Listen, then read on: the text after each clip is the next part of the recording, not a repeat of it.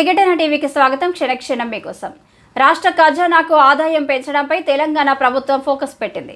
రాష్ట్రానికి ప్రధానంగా ఆదాయం తెచ్చిపెట్టే ఎక్సైజ్, వాణిజ్య పన్నులు, మైనింగ్ స్టాంపులు, రిజిస్ట్రేషన్లు, రవాణా శాఖల ఉన్నతాధికారులతో సీఎం దాదాపు 4 గంటల పాటు ఈరోజు సమీక్ష నిర్వహించారు.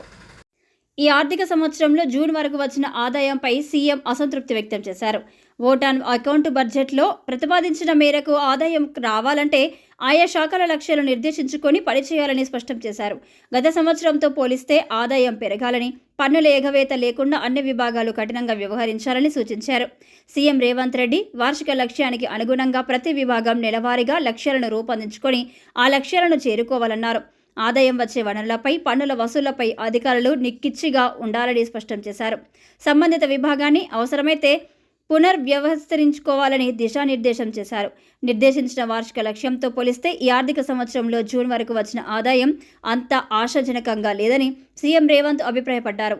ఓట్ ఆన్ అకౌంట్ బడ్జెట్లో రూపొందించిన వార్షిక లక్ష్యాన్ని చేరుకోవాలంటే నెల నెలా లక్ష్యాలను నిర్దేశించుకొని రాబడి సాధించాలన్నారు.